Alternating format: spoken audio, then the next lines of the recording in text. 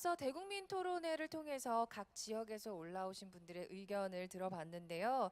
이런 의견들이 잘 반영이 된다면 향후 대한민국 곳곳에 세워질 스마트 시티는 다른 나라에 비해서 더 훌륭한 스마트 시티가 되지 않을까 생각합니다. 일부도 들으셨는데 또 지금부터 진행하는 토크 콘서트를 함께 하시면은 또 여러분이 갖고 계시는 여러 가지 궁금증이 해소될 것이라고 생각이 됩니다. 자, 그럼 오늘 토크 콘서트에서 스마트 시티와 관련한 이야기를 해주실 두 분을 무대 위로 모시도록 하겠습니다. 여러분들이 너무나도 잘 알고 또 너무나도 좋아하는 두 분이시죠? 정재승 교수님 그리고 유현준 교수님을 무대로 모시겠습니다. 여러분 큰 박수 부탁드리겠습니다.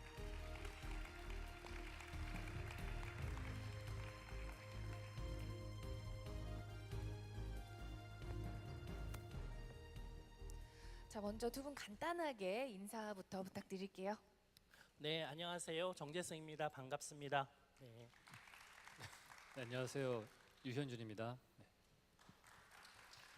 네, 저희가 시간이 많이 없기 때문에 바로 본론으로 들어가서 이야기를 좀 시작해 보도록 하겠습니다. 자, 우리가 살고 있는 이 도시에 대해서 여쭤보려고 하는데요. 맨날 이제 도시에 대해서 불평이 많습니다. 뭐 미세먼지가 많다, 차가 막힌다, 너무 힘들다. 이렇게 좀 불평을 하면서도 많은 사람들이 도시에 머물러서 살고 있거든요. 그리고 도시 인구가 실제로 계속해서 증가를 하고 있고요. 도대체 도시란 무엇이길래 우리가 이렇게 떠나지 못하고 계속 머물러 있는 것인지 우리 유현준 교수님께서 또 건축가시니까 좀 개괄적인 설명을 해주실 수 있을 것 같습니다. 좀 부탁드리겠습니다.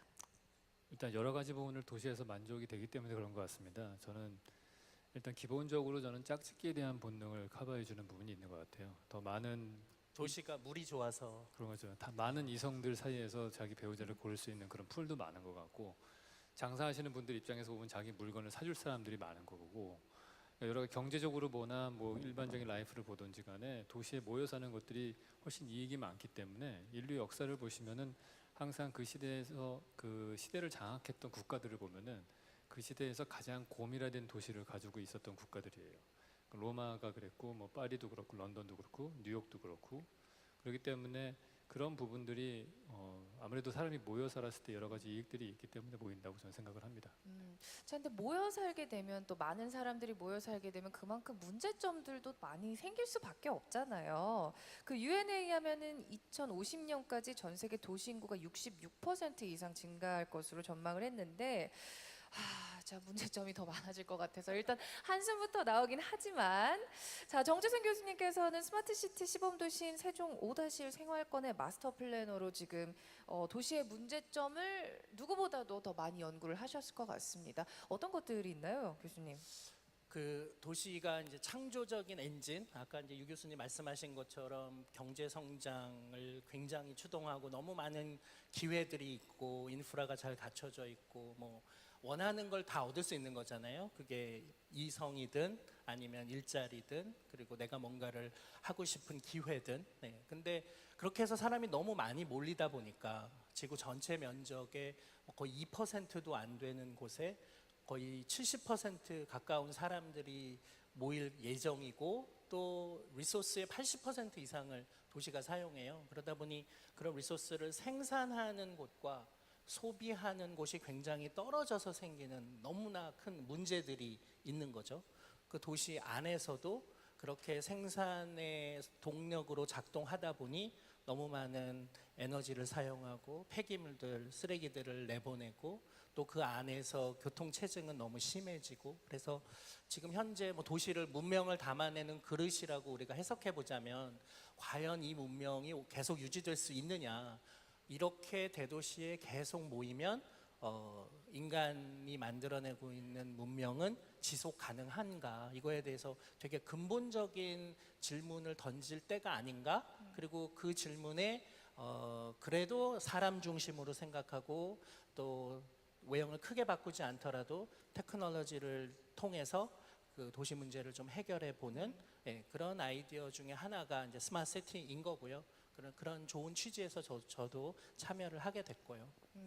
그런 도시를 만드는 데 기여하신 건축가는 지금 현재 도시의 문제점이 뭐라고 생각하세요? 네, 지금 정확하게 보셨는데 이 도시가 이 복잡한 세상을 담아내기에는 너무 단조롭다고 생각을 해요. 그러니까 과거에 있었던, 그러니까 우리가 인간이 만들어내는 물건들, 그러니까 도시도 새로운 발명품이라고 보거든요. 근데 그 발명을 새롭게 시스템을 만들었을 때 그런 고민에 도시가 만들어지고 그게 시대를 이끌어가는 사람이 되는데, 지금 시대에 만들어진 시스템은 사실은 뉴욕이 만들어졌던 엘리베이터와 상하수도, 뭐 로마가 만든 상수도, 파리 하수도, 그다음에 뉴욕이 만든 엘리베이터 시스템, 거기다 통신 장비 정도까지만 있고 그 이후로 너무 발전된 게 별로 없어요. 그래서 일단은 일방적으로 가고 있는 시스템이고요. 쌍방향으로 돼 있는 게 없고, 그다음에 이게 네트워크가 좀 약하고, 과거에 우리가 공룡이 갑자기 멸망을 했잖아요. 그 멸망한 이유는 제가 볼 때는 턱밖에 없어서 그런 것 같아요. 얘는 턱만 크잖아요. 머리만 크고. 근데 살아남은 그 위에 뭐 이런 유인원들이라든지 이런 사람들은 손을 쓰는 사람들이에요. 관절이 여기는 훨씬 더 많아요. 한 10개 정도 넘는 것 같아요. 그러니까 지금의 도시가 과거로 치면은 턱관절 하나만 있는 정도의 도시라면은, 이걸 관절이 많은 손가락 같은 여러 가지 시스템들이 되어 있는 조금 더 복잡화된 시스템을 만들 필요가 있다. 저는 그렇게 생각을 합니다. 지금 그것이 스마트 시티라는 말씀이시잖아요. 그럼 스마트 시티가 좀 뭔지도 좀 설명을 좀 부탁드릴게요. 두 분이 그리는 스마트 시티의 그림이 조금은 다를 것 같아요. 네, 어떤 스마트 시티를 그리고 계신가요, 교수님? 유현준 교수님부터 저부터요? 말씀해 주시죠. 네. 저 사실 별로 그리는 거 없고요. 근데 도시가 스마트하다는 건 뭔가요? 저도 그게 제가 밑에 전시를 봤는데, 그 세종시 스마트 시티는 스마트의 방점이 찍혀 있는 것 같고, 부산 에코시티는 시티의 방점이 찍혀 있는 것 같다. 그런 생각을 했어요. 그러니까 그 스마트 시티라는 게 저는 근본적으로 제가 보는 관점에서는 인간이 계속해서 뭔가를 만들려고 하는데 생명체를 만들고 싶어하는 본능이 있는 것 같아요. 근데 인간이 도시를 점점 더 건축을 생명체처럼 대하기 시작을 했다, 그렇게 생각이 들어요. 왜냐면 우리가 인체라는 거를 이렇게 인식을 할 때 우리가 뭐 하루에 몇천 칼로리 먹고 얼마를 소비하고 얼마를 배출하고 하잖아요. 그러니까 에너지의 흐름의 하나의 시스템으로 이해를 하기 시작을 했어요, 인간을. 마찬가지로 도시나 건축도 얼마나 에너지를 쓰고 얼마나 배출하고 이런 걸 계산하기 시작했다는 것 자체가 도시나 건축을 하나의 생명체로 인식하기 시작했다, 그렇게 생각을 하거든요. 그래서 그거를 우리가 기존보다는 조금 더 복잡한 생체 시스템처럼 인식을 하고 여러 가지 센서를 부착하고, 그게 저는 스마트 시티라고 생각을 해요. 그래서 조금 더 생명체스럽게 만드는 것, 내가 뭔가를 액션을 했을 때 거기에 리액션이 나올 수 있는 그러한 공간을 만드는 거가 스마트 시티가 아닌가 생각을 해요.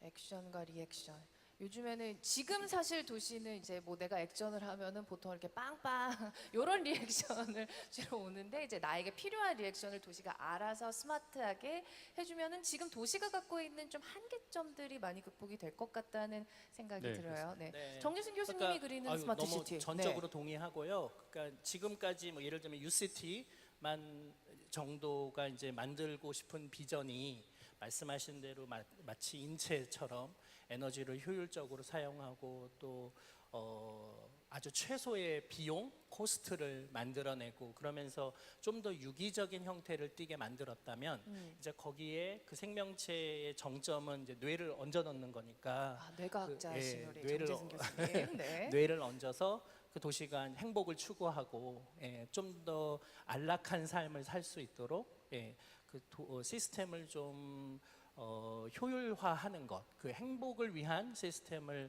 장착하는 것, 그게 이제 스마트 시티 같아요. 예를 들면 지금까지는 예를 들어서 뭐 지금 응급차를 부르면요, 그 응급차가 이제 사설 응급차가 오는데 응급 환자를 실은 다음에 그때부터 어느 병원에 갈지를 막 연락을 해요. 그래서 지금 응급실에 베드가 비어 있는지, 또 수술을 해야 되면 수술실에 베드는 비어 있는지, 또 의사는 있는지. 그래서 가끔 신문 같은 데 보면은 응급 환자가 도시를 돌다가 1시간 만에 뭐 사망했다, 이런 일 있잖아요. 근데 도시 전체를 네트워크라고 생각하고 이게 거대한 병원이라고 생각하면 이제 어느 병원에 어느 응급실에 베드가 비어 있는지, 수술할 수 있는 의사가 계신지, 뭐 이런 것들을 한눈에 모니터링 할 수 있으면 그 응급 환자가 있는 곳으로부터 가장 빠르게 그 원하는 병원에 가줄 수 있잖아요. 이거는 도시의 외형을 크게 바꾸지 않고도 또 민간은 할 수 없지만 도시를 설계하고 운영하는 사람들이 그 일을 밑에 테크놀로지를 깔아주면 그 위에 살고 있는 사람들의 삶의 질이 또 수명과 건강이 현저히 증대되잖아요. 그러니까 이제 이런 일들이 그 도시 안에서는 벌어져야 되고 그 이전까지 도시를 설계했던 사람들이 한 번도 고민하지 않은 문제들이 이제 들어오기 시작하는 거, 예, 그게 큰 변화 같아요. 예. 제가 질문이 있는데 이거 원고에 없을 거예요. 근데 질문이 제가 우려하는 바가 하나 뭐냐면은 되게 그런 네트워크 시스템이 다 되는데 저도 요즘에 어디 가면은 알아보는 사람 있으면은 되게 불편하고 사람 전혀 착해져야 되고 그런 게 있거든요. 그러니까 이게 너무 그 센서와 이런 것들이 잘 파악이 잘 되면은 한 사람의 사생활과 이런 개인정보. 것들이 너무 누군가에 의해서 감시당할 수도 있다라는 부분도 있을 텐데 그 도시가 뇌를 갖고 있으면은 그 부분은 어떻게 그걸 제어를 할 수 있는 네. 건가요? 그러니까 그게 제일 이제 풀기 어려운 복잡한 문제여서 그럴 거면 이제 아예 하지 마. 그게 네. 이제 지금까지의 전략이었고, 근데 다른 나라에서 이제 어떻게 하냐면은 뭔가 데이터를 가지고 누군가를 식별하거나 감시하려는 의도나 목적으로 그 데이터를 사용하면 엄벌하고, 그러지 않고 공공 서비스를 위한 데에다 네네. 쓰는 거면 그 사람이 누구인지 식별할 수 있는 태그는 떼고, 네네. 예, 그리고 이제 공공 서비스로 활용하고 이제 그렇죠. 그리고 그렇게 식별했을 때 포괄적으로 징벌적으로 엄벌하는 이제 네. 그런 제도를 만들어놨는데 네. 다행히 지금 얘기하고 있는 블록체인 같은 기술이 누군지 그 명시하는 그 지시하는 그 태그는 떼고 네. 대신 그거를 뭐 위조나 변조를 하거나 어떻게 사용했는지 그 모든 기록들이 여기저기에 나누어서 저장되기 때문에 함부로 사용할 수 없는 이제 그런 테크놀로지가 등장하니까 네. 야 우리 이제 이런 테크놀로지 있으니까 이거 가지고 스마트 시티에서 걱정하는 개인 정보는 보호하고 대신 공공 서비스는 늘려보자 뭐 이런 생각들을 사람들이 하게 된 거죠. 네. 네, 네. 네, 답변이 되셨나요, 네, 교수님? 네, 네. 맞아요. 저도 좀 비슷한 생각을 했던 것 같아요. 비슷한 우려가 있었던 것 같아요. 탈중앙화가 어떻게 보면은 요즘에 이제 키워드인데 도시가 스마트해지면은 물론 나의 편의 생활에는 도움이 되겠지만 약간 그 여러분 영화 그 짐 캐리가 나왔던 트루먼 쇼 같은 영화 기억하시죠? 그러니까 무언가 하나의 주체가 모든 거를 관장한다에 대한 좀 거부감은 사실 있을 것 같아요. 근데 지금 스마트 시티로 저희가 이제 옮겨가고 있는데 우리 정재승 교수님이 또 마스터 플래너시잖아요. 세종시 좀 구체적인 이야기를 해주실 수 있는지. 네. 네. 그러니까 뭐 마스터 플래너가 도시의 모든 곳곳을 다 하나하나 지정하는 건 아니고요. 사실 그런 일은 도시 설계를 하고 건축을 하시는 분들이 이제 참여를 하셔야 될 일이고요. 근데 그 도시를 이제 바라보는 각도를 자, 이 토지에 공원을 어디다 두고 어떤 건물들을 짓고 그럼 사람들이 어떻게 움직이고 하는 수준만 고려하지 말고 우리가 이 도시에서 사람들이 어떤 경험을 하게 할까 예, 이런 걸 이제 먼저 생각하고 사람들은 어떤 경험을 할 때 행복한가? 예, 뇌과학적인 관점으로 보면은 행복을 만들어내는 요소가 뭔가? 예, 근데 지금 현재 테크놀로지가 그걸 가능하도록 해주는 테크놀로지가 뭐가 있나? 이제 이런 것들을 생각해 본 다음에 아 그러면 그거를 건축적으로 또 어떻게 담아낼까? 그거를 이제 협업의 과정을 거쳐서 만들어내는 그래서 그 이전까지 1, 2, 3 순서대로 하던 것을 이제 3, 2, 1 순서대로 하게 된 게 좀 다른 변화인 것 같고요. 저는 그 이전까지 사람들이 도시는 잘 만들면 그 안에서 알아서 사람들은 자발적으로 생태계를 구성하면서 살 거야. 그 서비스를 스스로 만들 거야 했던 부분을 미리 상상하고 또 새로운 것들이 나올 수 있는 터를 만드는 걸로 출발하는 예, 그게 제가 하는 역할 같습니다. 행복이 최우선이다. 도시인들이 행복을 느낄 수 있는 스마트한 도시를 한번 지금 플랜을 해보자 이런 말씀이신 것 같은데 그 유현준 교수님이 아까 말씀을 해주신 스마트 시티의 좀 하나의 조건이라고 할까요? 액션을 했을 때 도시가 리액션을 줄 수 있는 뭐 그런 거를 꿈꾸신다고 했는데 스마트 시티가 되었을 때 그렇다면 사람들에게 미칠 수 있는 변화는 무엇이 있을까요? 우리가 건축물에도 영향을 많이 받는다고 말씀을 해주셨잖아요. 근데 도시가 전체가 스마트하게 바뀌었습니다. 그럼 우리의 생활이 어떻게 변화가 될까요? 그래서 그거는 사실 저도 잘 몰라요. 근데 아니 근데 그거면 어떻게 예상하시나요? 그거 네. 관련해서 네. 사실 윤준 교수님 책에도 나오는 얘기지만 예를 들면 학교가 너무 교도소 같고 네. 지난 수십 년 동안 학교의 교실은 별로 변하지 않았고 네. 크기는 넓어졌지만 네. 그 안에서 공부하는 학생들의 삶은 바뀌지 않았고 그런데 스마트시티라 함은 그러면 학교가 학생들에게 어떤 공간이어야 하는가? 우리는 그들을 다음 세대를 어떻게 교육해야 되는가? 그 교육이 바뀌면 네. 그 바뀐 교육을 담아낼 수 있는 학교의 모양을 생각하는 게 일단 학교를 지은 다음에 거기서 그렇죠. 수업을 해라가 네. 아니어야 그래야 된다는 되는 거죠. 거거든요. 네. 그러니까 그런 의미에서 사실은 유현진 교수님이 원래 가지고 계셨던 철학이 제가 보기에는 스마트시티의 철학과 되게 잘 네. 맞아 있고 저도 사실 궁금해요. 그러니까 예를 들면 학교가 앞으로 교육이 어떻게 바뀌고 그럼 그 바뀐 교육을 담아내기 위해서는 네. 학교가 어떤 외형이 건축적으로는 어떻게 바뀌는 모습이 나올까? 이거 궁금해요. 학교가 네. 어떤 모습을 띠게 될까요? 지금 전국의 모든 교실이 다 똑같이 생겼잖아요. 그렇죠. 네. 칠판 있고 책상 네. 걸상. 책상 걸상 너무 선생님이 올드한가요? 일방적으로 학생에게 수업을 하는 일방향적으로 맞아요. 효율적인 공간이잖아요. 제가 볼 때는 앞으로 제대로 된다면은 그 학교 건물 자체가 없어질 가능성이 높다 생각을 해요. 미네르바 대학이라고 하나 있는데 그 대학가 같은 경우에는 보통 일반적인 대학은 어느 도시에 하나의 캠퍼스가 있다면은 이거는 전 세계 뭐 대여섯 개의 도시에 가서 거기서 생활을 하고 그 사람들의 라이프 스타일을 통해서 배우면서 동시에 수업은 그냥 온라인으로 수강을 하면 되는 거예요. 그러니까 매 학기마다 다른 도시에서 생활을 하게 되는 거죠. 그러니까 그런 식으로 이미 테크놀로지는 다 되어 있는데 우리가 벌써 한 6, 700년 되어 있는 그런 대학 시스템을 그대로 쓰고 있기 때문에 공간이 안 바뀌는 것뿐이죠. 공간이 사실은 필요했던 이유는 사실 사람들끼리 우연한 만남을 만들기 위해서 같은 학교 동문들이 지성인들이 모여서 이렇게 인터랙션을 갖기 위해서 그 학교라는 장소가 필요했던 건데 그런 것들이 추후에는 테크놀로지로 대체가 되면은 너무나 정보라는 게 어느 한 교수님한테나 선생님한테 배우는 게 아니고 이미 데이터베이스가 너무 많기 때문에 한 장소에 굳이 갈 필요가 없이 될 것이다. 그러면 다 프로그램이 바뀌면은 공간은 바뀌게 되겠죠. 제가 근데 예측 불가능하다는 말씀을 드린 거는 모든 것들이 기술이 나오고 나면은 기술 자체로 뭔가 결과가 나오지 않고요. 기술에다가 인간의 본능이 합쳐져서 제3으로 어디로 튈지가 예측 불가능한 게 되는 거예요. 우리가 인터넷이 처음에 발달을 해서 뭐 캐텔이라고 하는 건가 뭐 나오고 막 그랬었잖아요. 뭐 이게 인터넷 채팅하고 하는 것들. 하이텔인가요? 네, 천리안. 천리안 같은 거가 나왔을 때 우리의 미팅과 소개팅 문화가 완전히 바뀌었어요.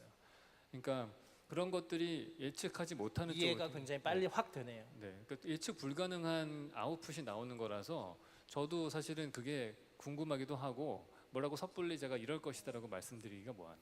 근데 그러니까 예를 들면 지금 테크놀로지가 온라인 교육만이 아니라 요즘 에듀테크들이 그냥 집에서 심지어 화면을 보고 수업 정보를 얻는데 인공지능하고 이야기를 하는 과정에서 자연스럽게 지식을 얻는 거 그거는 테크놀로지가 잘 서포트해 줄 수 있을 것 같아요. 네. 그러니까 마치 이제 장을 보는 거는 온라인으로 다 주문하면 오고 책도 그냥 인터넷 서점에서 사면 네. 되니까요.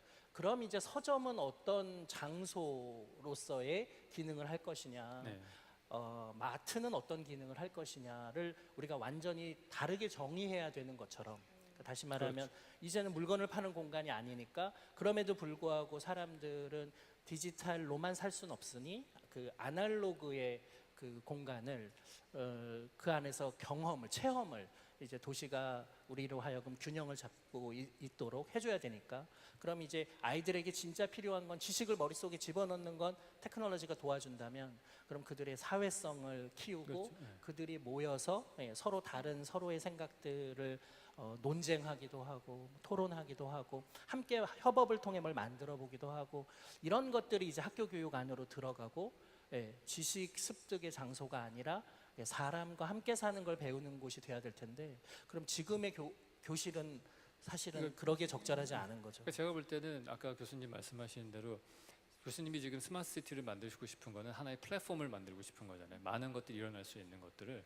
제가 건축가로서 관심이 있는 거는 그 플랫폼이 여러 다양한 사람들이 모여서 서로 사람에게 배울 수 있어야 되는데 그 공간 자체가 돈이 필요 없어야 된다는 게 저는 제일 핵심 관심인 것 같아요. 지금도 어디를 가면은 되게 좋은 장소들이 많잖아요. 핫플레이스도 많고. 그런데 문제는 거기에 내가 돈을 내기 전에 못 들어가는 공간이 대부분이기 때문에 누구는 6천 원 내고 스타벅스를 가고 누구는 2천 원 내고 백다방을 가야 되기 때문에 경제 배경이 다른 사람들이 한 장소에 모일 수 없다는 게 가장 큰 문제라고 생각을 해요. 도시 내에서.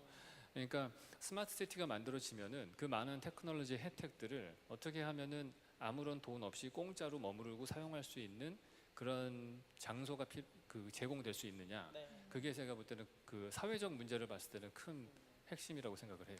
네. 장소에 진입하는 문턱이 사라지는 공간. 그렇죠. 네. 네. 네. 근데 얘기를 쭉 듣다 보니까 이제 학교 얘기로 돌아와서 이제 지금 우리가 생각하는 교실, 우리가 생각하는 학교의 그 외관도 달라질 것이고 그 역할도 달라질 것이라고 말씀을 해주셨는데, 그러니까 쉽게 말하면 이건 거잖아요. 그 배우고 싶은 사람이 있고 그걸 가르쳐 줄 수 있는 곳이 있다면 거기가 학교가 되는 거잖아요. 그렇게 굉장히 네. 열려 있는 공간일 수도 있고요. 근데 이제 지금은 아까 이제 대학의 예를 드신 거고 초등학교 애들에게는 이제 그게 쉽진 않을 거예요. 그럼요. 중학교 애들도 마찬가지고 다르죠. 고등학교 애들도 마찬가지고. 근데 사실은 제가 생각하기에 학교가 사람들한테 진짜로 가르쳐야 될 거는 예를 들면 인간이라는 게 도대체 진짜 원하는 게 뭐냐.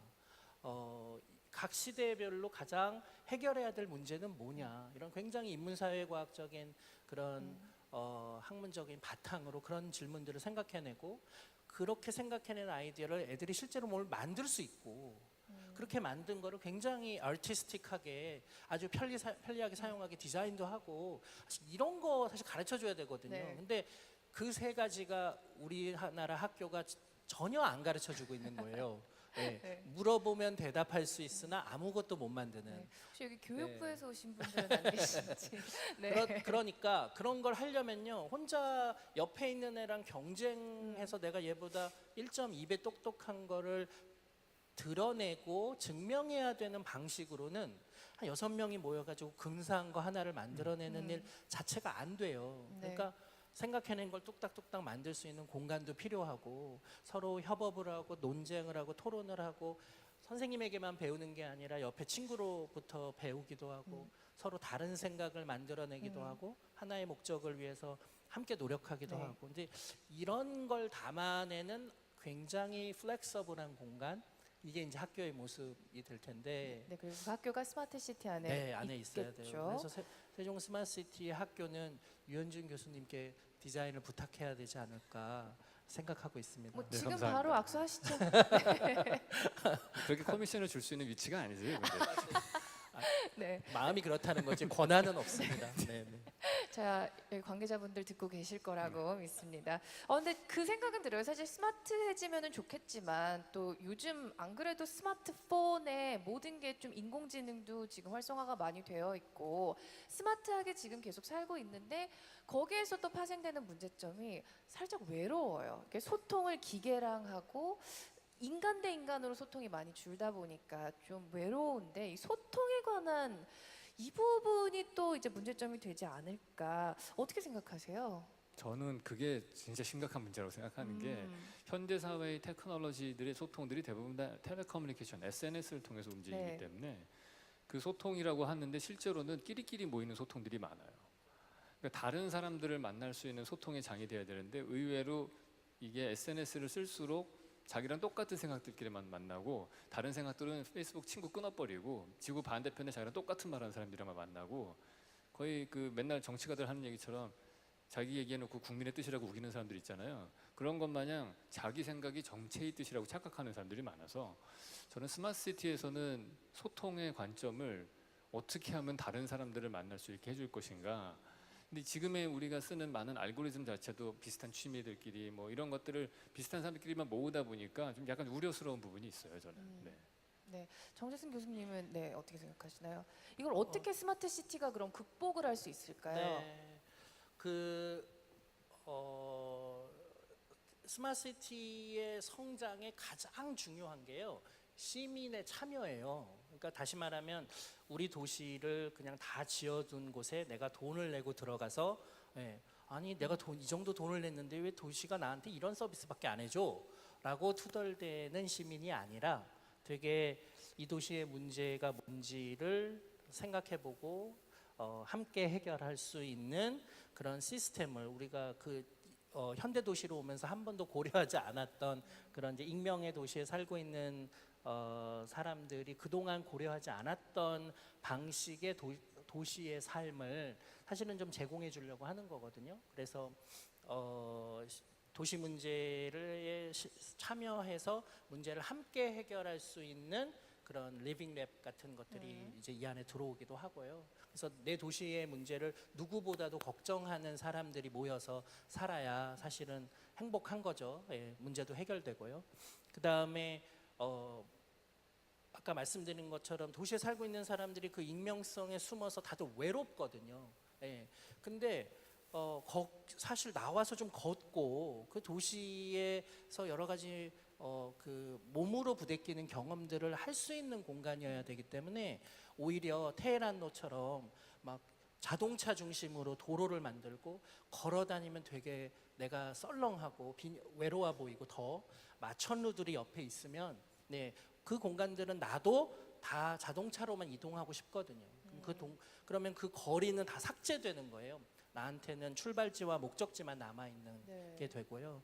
근데 내가 거기를 돌아다니고 사람들을 만나고 우연히 어느 커뮤니티에 참여하게 되고 서점에서 나와 같은 책을 읽은 사람들과 대화를 나눌 수 있는 그런 굉장히 라이프 스타일 중심적인 도시로 외형이 가야 테크놀로지가 안 보이게 그들의 삶을 도와줘야 그게 정말로 스마트한 도시이지 예, 그냥 우리가 생각하는 스마트 시티라고 해서 딱 왔는데 왜 이렇게 건물도 낮고 테크노피아가 아니잖아 이렇게 사실은 실망할 수도 있어요.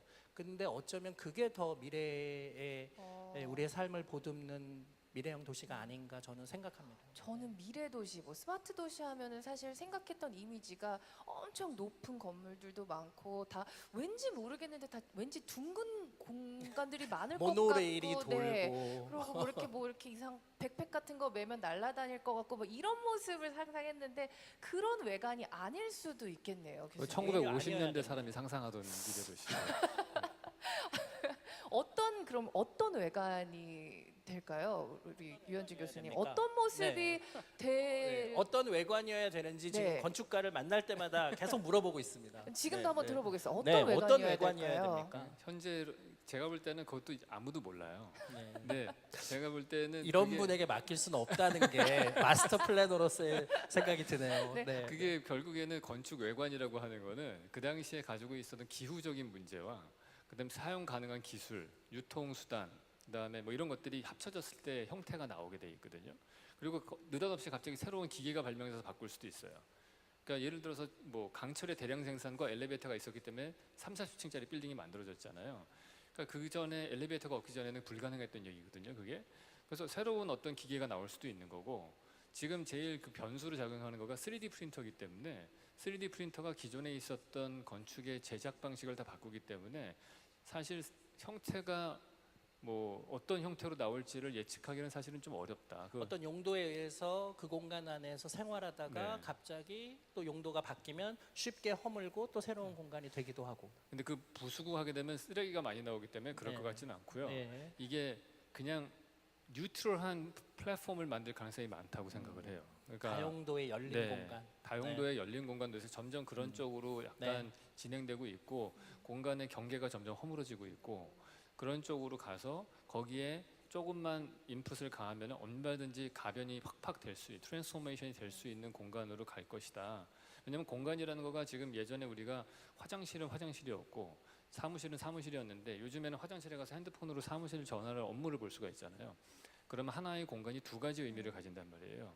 이 기술이 발달할수록 여러 개의 공간이 중첩되기 때문에 이거를 하나로 딱 규정짓기가 점점 어려워지고 그 여러 가지 중첩된 의미를 담아낼 수 있는 그런 뉴트럴한 어떤 공간이 더 많이 만들어지지 않을까 그렇게 생각을 해요. 그러니까 사실 가장 창의적인 공간이 이런 네. 공간이에요. 그러니까 그 만든 사람이 이 공간은 이렇게 써라고 강요하지 않고 예, 그 굉장히 다양한 방식으로 활용 가능한 열린 공간 예, 이런 걸 디자인하는 게 사실 어렵죠. 근데 그 외관이 이제 기술에 따라서 발전하고 인간의 그런 발전되는 모습에 따라서 공간도 같이 이제 바뀌는 건데 사실 스마트 도시가 저희가 조금만 더 시간을 뒤로 가볼게요. 스마트 도시가 만약에 정착이 됐고 도시들이 다 스마트해졌어요. 그러면은 외관도 다 비슷비슷해지는 거 아닌가요?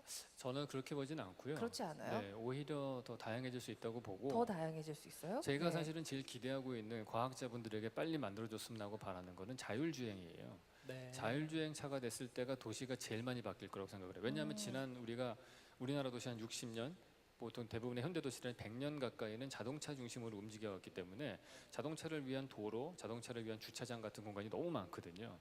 근데 자율주행이 돼서 자동차 사용량이 뚝 떨어지게 되면 한 20%만 필요한 80%의 빈 공간이 나올 거고, 거기다가 농사도 지을 수 있고 숲도 만들 수 있고 여러 가지를 뭐 태양광 발전도 할 수 있고, 심지어는 아스팔트 대신에 태양광 발전을 깔 수도 있고, 뭐 벽면 녹화도 할 수 있고, 여러 가지 공간들이 건축가 입장에서는 갑자기 없던 땅이 한 전 도시에서 50% 정도가 생기는 느낌이거든요. 네. 그럼 그 공간을 어떤 식으로 변형하느냐에 따라서 완벽하게 다른 도시가 만들어질 텐데, 그래서 빨리 만들어 주셨으면 좋겠어요.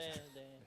제가 만들진 않지만 이제 세종 스마트시티 같은 경우에는 이제 2021년 말부터 이제 입주를 시작하고 2023년쯤 되면 어느 정도 틀이 갖추어질 텐데, 제일 중요하게 생각하는 것 중에 하나가 이제 자율주행 같은 거거든요. 근데 생각해 보시면 선생님 말씀하신 것처럼 이게 나는 직장에 갈 때 쓰고 직장 주차장에 하루 종일 있고 또 올 때 쓰고, 그런데 아내나 배우자가 남편이 또 차를 써야 되니까 또 차를 2대를 사고, 그러니까 이런 일들이 지금 도시 생활에서 그쵸, 막 그쵸. 벌어지잖아요.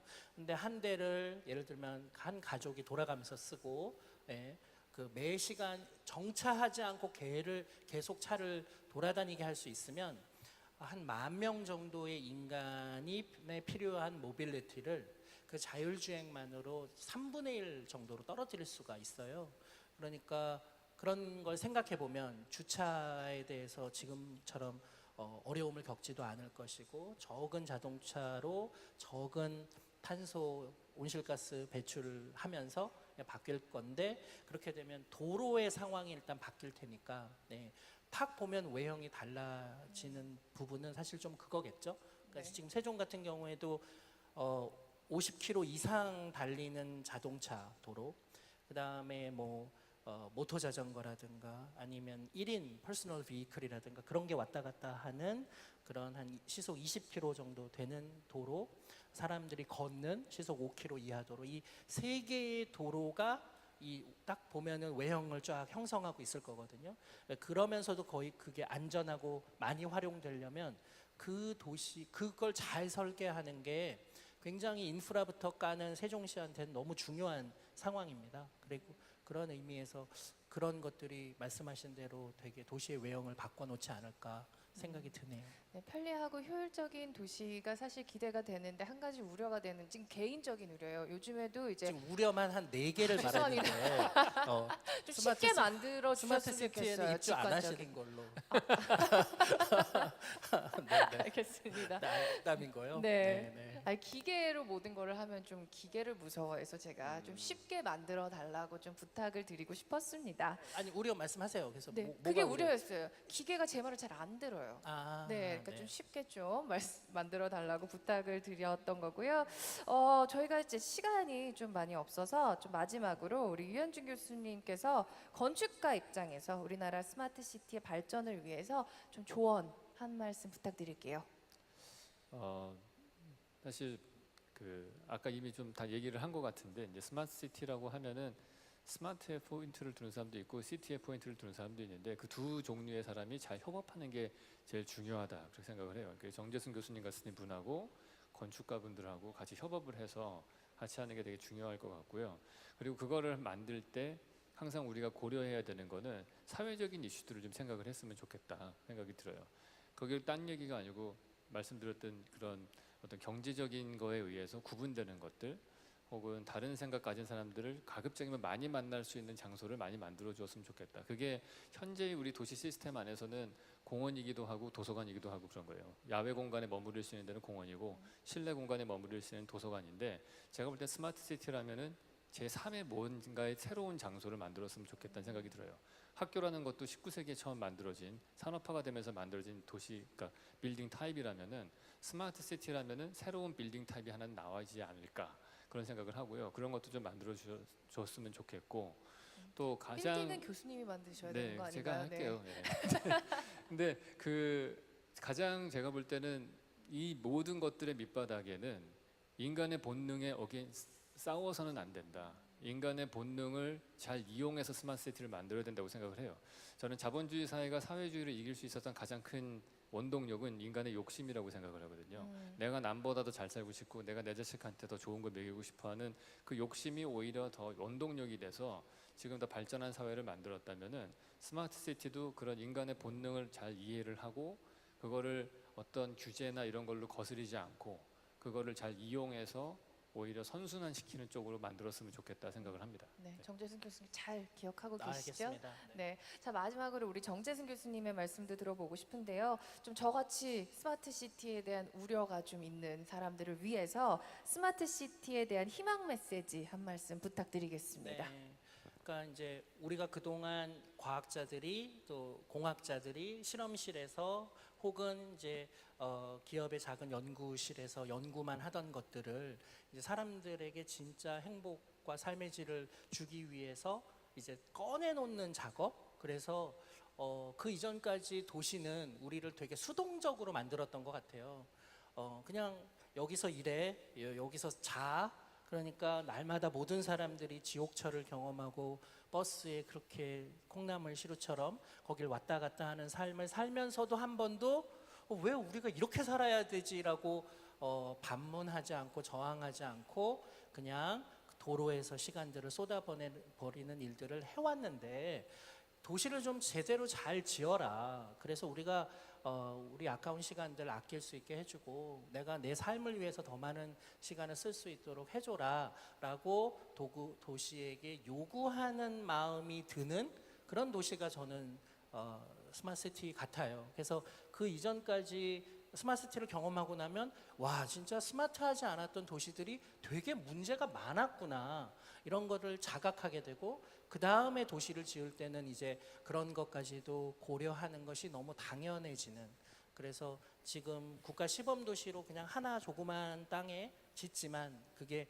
여기서 그냥 머무는 그냥 기술 전시장이 아니라 우리 모두가 지금 도시를 반성해보는 그런 공간이 되도록 그 도시를 한번 만들어 보겠습니다. 네, 사는 사람이 더 행복해질 수 있는 도시를 만들어 주시기를 부탁드리면서 오늘 좋은 말씀해 주신 두 분께 박수 부탁드리겠습니다. 감사합니다. 네, 감사합니다. 자, 토크 콘서트 여기서 마치도록 하고요. 스마트 시티가 건설이 전 세계적으로 되고 있지만 개인적으로 이제 대한민국의 정서와 감성이 들어간 스마트 시티가 전 세계의 랜드마크와 묘범이 될 수 있도록 이 두 분도 노력해 주시겠지만 여기 계신 분들도 계속해서 관심 가져주시길 바라겠습니다. 자, 참석해 주신 모든 분들 너무나 감사하고요. 저희는 여기서 인사드리겠습니다. 고맙습니다.